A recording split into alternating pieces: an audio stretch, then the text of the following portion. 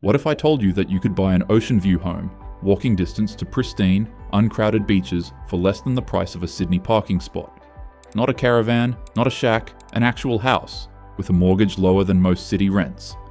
But there's a catch, and it's a big one. Australia's coastal property market is broken. Byron Bay, $2 million for a fixer-upper. Noosa, $1.5 million gets you walking distance to the beach, if you're lucky. Meanwhile, Australians are paying $600 per week to rent apartments an hour from the coast.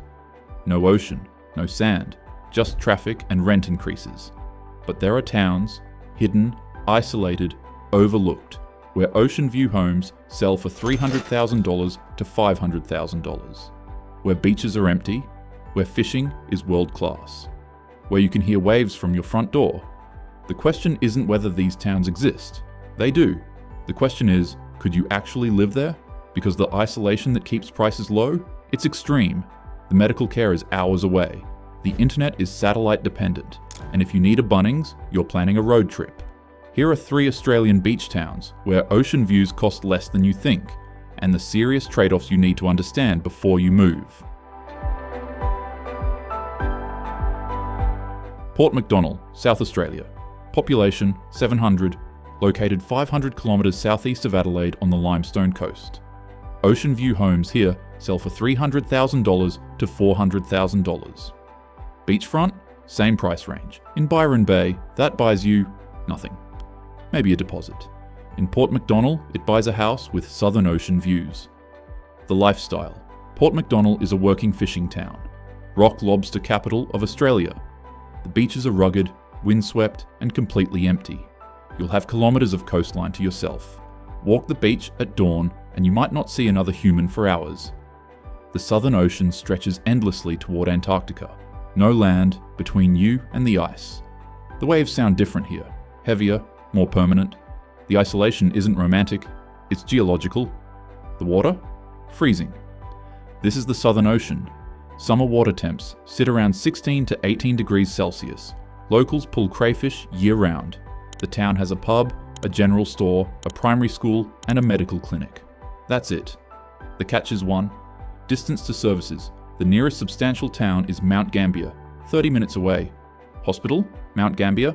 Bunnings? Mount Gambier. Anything beyond basics? Mount Gambier. Adelaide is 500 kilometres away, 5.5-hour drive. If you need specialist medical care, major shopping, or a capital city, you're committing to a full-day trip. Jobs are limited. Fishing, agriculture, tourism, seasonal, or remote work. If you're not self-employed or retired, employment is tough. Internet is satellite dependent. NBN exists but is patchy. Expect dropouts. Remote workers need backup mobile data. How to actually survive here. Locals follow strict rules. Fuel up in Mount Gambier. Every trip, don't let your tank drop below half. Stock 2 weeks of groceries minimum. The general store is fine for milk and bread, but real shopping is 30 kilometres away. Install rainwater tanks, 5,000 litres minimum, because town water can be unreliable in drought. Who thrives?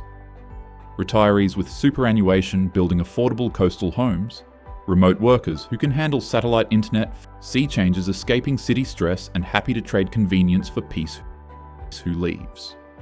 The teenagers leave first. Port Macdonnell's high school only goes to year 10. After that, kids board in Mount Gambier or relocate to the city for year 11 to 12. By their mid-20s, the Southern Ocean sunsets aren't enough to compensate for the fact that career advancement, dating pools, and cultural variety simply don't exist here. The trade-off. Port Macdonnell offers ocean views for $300,000 to $400,000 in a town where you can walk to the beach in 5 minutes and pull rock lobster from the ocean. But you're 500 kilometres from Adelaide, 30 kilometres from basic services, and the Southern Ocean wind will test your patience. Port Macdonnell's real estate pitch: ocean views for the price of a Sydney parking spot. Hypothermia included at no extra charge. Still watching? Good. Because the next towns get even more isolated. Coming up, a coastal town 360 kilometres from Perth, where locals plan shopping trips like military operations. Then, the town with beaches so beautiful they don't look real, but you're 8 hours from the nearest Bunnings. Ceduna, South Australia. Population 3,800. located 770 kilometres west of Adelaide, the last substantial town before crossing the Nullarbor Plain. Beachfront homes here sell for $300,000 to $350,000. Ocean views? Same price range. The lifestyle? Ceduna sits on the Great Australian Bight, pristine, uncrowded beaches with turquoise water. The coastline is spectacular. Fishing is world-class. King George whiting, snapper, southern bluefin tuna, but stand on Ceduna's beach at sunset and look west. There's nothing. The next town is 200 kilometres away across empty saltbush plains. Beyond that, the Nullarbor. Beyond that, Perth, 1,500 kilometres of desert and scrub. The horizon feels infinite. The silence at night is so complete it becomes a presence. No traffic, no sirens, just wind and waves and the low hum of the Great Australian Bight. The town has a hospital with emergency department, supermarkets, schools, fuel stations and basic services.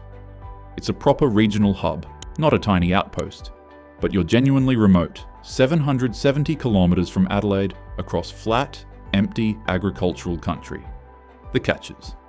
Distance to Adelaide, 770 kilometres, 8-hour drive.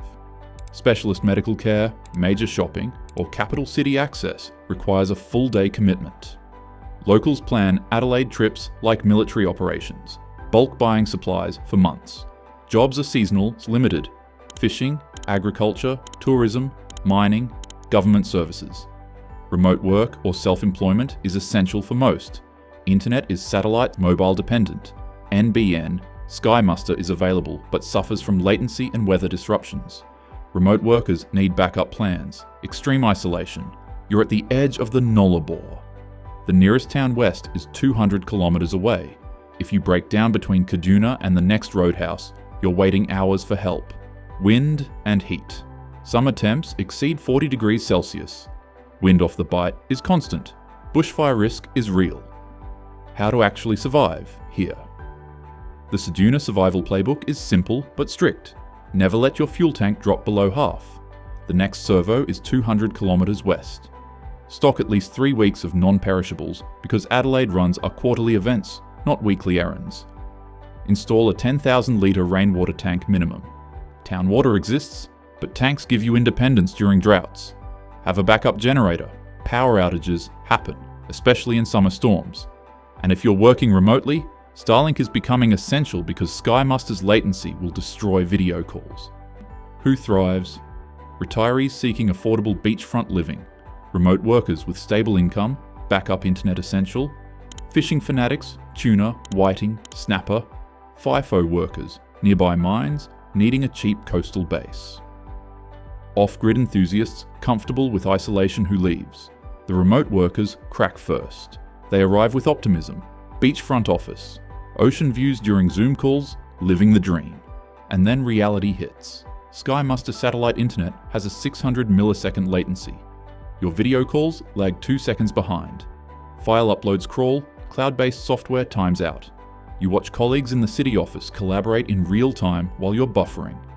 After 6 months of apologizing for frozen screens and dropped calls, the $350,000 beachfront starts feeling like a beautiful, isolated trap. They leave quietly, LinkedIn updated to relocating to Adelaide for connectivity. The trade-off: Ceduna offers beachfront homes for $300,000 to $350,000 with world-class fishing, pristine beaches, and a functional regional town. But you're 770 kilometres from Adelaide, 200 kilometres from the next town, and isolation is extreme. If you're retired, self-employed, or FIFO, and you prioritise ocean access over city convenience, Ceduna delivers. Ceduna locals describe Adelaide trips as bulk buying expeditions where you return with enough groceries to survive a siege, Australian beach towns, ocean views for $300,000 to $500,000, beaches that are uncrowded, pristine, and walking distance from your front door. Port Macdonald, $300,000 beachfront, 500 kilometres from Adelaide, Southern Ocean wind. Ceduna, $350,000 beachfront, 770 kilometres from Adelaide, edge of the Nullarbor. Port Denison, $400,000 ocean views, 360 kilometres from Perth, warmer water. These aren't hidden gems waiting to be discovered by Instagram influencers. They're isolated, working towns where the ocean is close but civilization is not. The reason these towns are affordable? The same reason they're hard to live in: extreme isolation. Medical care is hours away. Jobs are scarce unless you're remote, retired, or FIFO. Internet is satellite dependent. Shopping requires road trips. And if you need a Bunnings, you're planning a pilgrimage. But if you can handle that, if you're retired with capital, a remote worker earning city wages, or a FIFO worker wanting coastal lifestyle, these towns offer something city dwellers dream about: ocean views you can actually afford. So here's the question. Would you trade an 8-hour drive to Perth for a $480,000 house with kangaroos on your beach? Would you trade reliable internet for $300,000 beachfront on the Southern Ocean? Could you handle cold water, relentless wind, and extreme isolation in exchange for financial freedom and uncrowded coastline? Drop a comment. And if you want more realistic Australian geography content that won't sugarcoat the downsides, subscribe.